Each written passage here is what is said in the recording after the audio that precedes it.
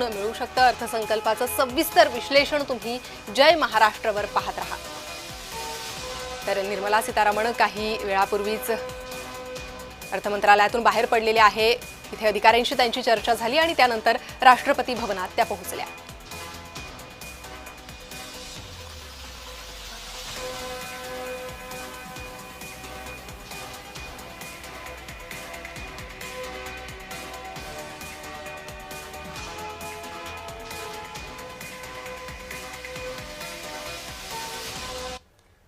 तर आयएमसीच्या उपसंचालक शीतल कार्लो सध्या आपल्या सोबत आहेत।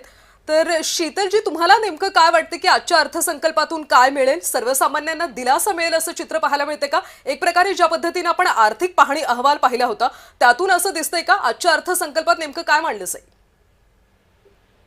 माझी अपेक्षा आहे की महिलांबद्दल त्यांचे कौशल विकासासाठी विशेष ध्यान देण्याची अपेक्षा आहे आणि युवाबद्दल पण त्यांचे स्किलिंग त्याच्यावर ध्यान हे भारत सरकार देणार। अगदी शीतलजी, आपण पाहतोय एक महिला अर्थमंत्री म्हणून निर्मला सीतारामन सलग 9व्यांदा अर्थसंकल्प सादर करतात। त्यामुळे महिलांचे प्रश्न हे महत्त्वाचे असणार आहे। अशात ज्या नव्या महिला उद्योजिका समोर येत आहेत, अशा उद्योजिकांसाठी महिलांसाठी काय नवी तरतूद असू शकते जी अपेक्षित आहे? माझी ही अपेक्षा आहे की खूपच म्हणजे स्कीम जे ऑलरेडी आहेत त्याच्यावर ध्यान देणार। महिला पढाओ, स्टार्टअप इंडिया, मुद्रा योजना असं खूपच स्कीम आहेत आणि त्याच्यावर भारत सरकार ध्यान देणार आहे। आणि जी आमची आते महिला उद्योगपती आहेत त्यांच्यावर ध्यान देणार। इंडस्ट्री पार्क्स, त्यांची स्किलिंग्स, त्यांची सुरक्षा हे सगळ्यावर त्यांची विशेष ध्यान देणार आहेत भारत सरकार। शीतलजी, रोजगार वाढीसाठी काही विशेष तरतुदी केल्या जातील असं वाटतंय का? हो, आम्ही सगळ्यांचे रोजगार नाही बघणार तर इकॉनॉमी कशी वाढणार? भारत सरकारची फोकस आहेत त्याच्यावर। शीतलजी, आपण जर पाहिलं तर गेल्या काही वर्षांपासून भारत सरकारनं कुटीरोद्योगांना समोर आणण्याचा प्रयत्न केलेला आहे। आपण पाहतोय आपला देश हा संपन्न मानला जातो अशा सगळ्या उद्योगांमध्ये अनेक छोटे छोटे व्यवसाय आहे, घरगुती व्यवसाय आहे। त्यामुळे ह्या व्यवसायांना तरी कुठेतरी पुश मिळावं किंवा त्यांना संधी मिळावी यासाठी काय महत्त्वाचे निर्णय हे घेतले जाऊ शकतात असं वाटतं?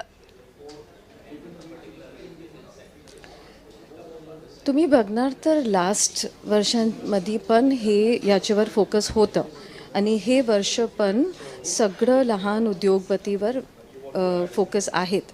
तुम्ही स्टार्टअप स्कीम बघणार, एंटरप्रेन्योरशिप स्कीम बघणार, मुद्रा योजना बघणार, त्याच्यावर सगळं फोकस आहे आणि हे वर्ष पण असणार। शीतलजी, टॅक्स स्लॅबमध्ये काही बदल होऊ शकतो का? असं म्हटलं जाते की नवीन टॅक्स स्लॅब यंदा येऊ शकतो, त्याबद्दल काय वाटतं?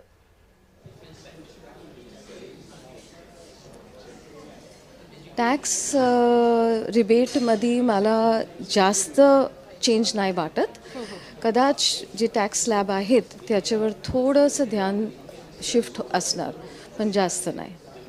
शीतलजी, आपण पाहतोय नवनवीन गुंतवणुकीचे आता संधी समोर येते। सोन्यात गुंतवणूक होत होती, मात्र आपण सध्या सोन्याचे दर बघतोय। त्या संदर्भातला एक प्रश्न आहे की त्या दरांसंदर्भात काही महत्त्वाचा निर्णय या अर्थसंकल्पात होऊ शकतो का? आणि आणखी महत्त्वाचं म्हणजे क्रिप्टोकरन्सी सारख्या अनेक काही गुंतवणुकी या समोर येत आहे, त्याला भारत सरकार कसं प्रोत्साहन देईल? बघा, डिजिटलायझेशन्स, क्रिप्टो हे सगळं प्रोग्रेसिव्ह मोड आहेत। ह्याच्याबद्दल फोकस आहे, पण क्रिप्टोसाठी आय थिंक ते लोक वेट करणार।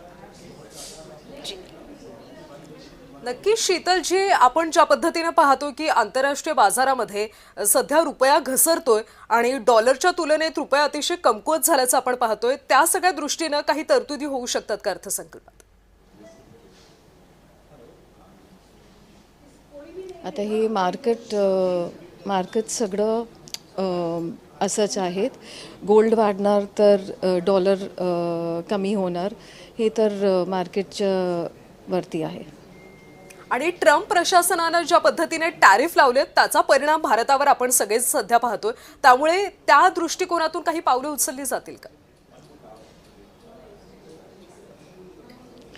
बघा, हे आमचे भारत सरकारची फोकस खूपच छान आहेत. कुठे काय पण असणार, आम्ही मेक इन इंडिया, आमचे स्किलिंग, आमचे कारोबार त्याच्यावर ध्यान देऊन आमचे टॅक्सेशन जे एक्सपोर्ट इम्पोर्टचे टॅक्सेशनचे रिबेट आहेत त्याच्यावर फोकस करणार, तर आम्हाला काही फरक नाही पडत. केंद्र सरकारकडून नेहमी सांगितलं जातं की आत्मनिर्भर भारत, आणि त्यामुळे त्या दृष्टिकोनातून नेमकी इथल्या उद्योजकांसाठी काही भरीव अशी तरतूद यंदाच्या अर्थसंकल्पात असेल का? हो, ऑलरेडी ते आहेत ना. मेक इन इंडियाला खूपच स्कीम आहेत, स्टँडअप इंडिया आहेत, आंतरप्रेन्युअरशिप युवा शक्तीसाठी स्कीम केलेले आहेत, आणि जे आमचे MSMEs आहेत त्यांचे पण PLI स्कीम्स आहेत. आणि खूपच फोकस भारत सरकारची मेक इन इंडिया, आत्मनिर्भर भारतवर आहे. नक्की शीतलजी, धन्यवाद या सगळ्या सविस्तर विश्लेषणासाठी. त्यामुळे आजच्या अर्थसंकल्पातून निर्मला सीतारामन नेमक्या काय तरतुदी मांडतील, काय सांगतील हे पाहणं अतिशय महत्त्वाचं आहे. धन्यवाद तुमच्या विश्लेषणासाठी. तर दुसरीकडे एक महत्त्वाची बातमी आता समोर येते. केंद्रीय मंत्रिमंडळाच्या बैठकीला सुरुवात झालेली आहे. अर्थसंकल्पाला थोड्याच वेळात मंजुरी मिळणार आहे. आज देशाचा अर्थसंकल्प मांडला जाणार आहे आणि त्याआधी केंद्रीय मंत्रिमंडळाच्या बैठकीला आता सुरुवात झाल्याची माहिती मिळते.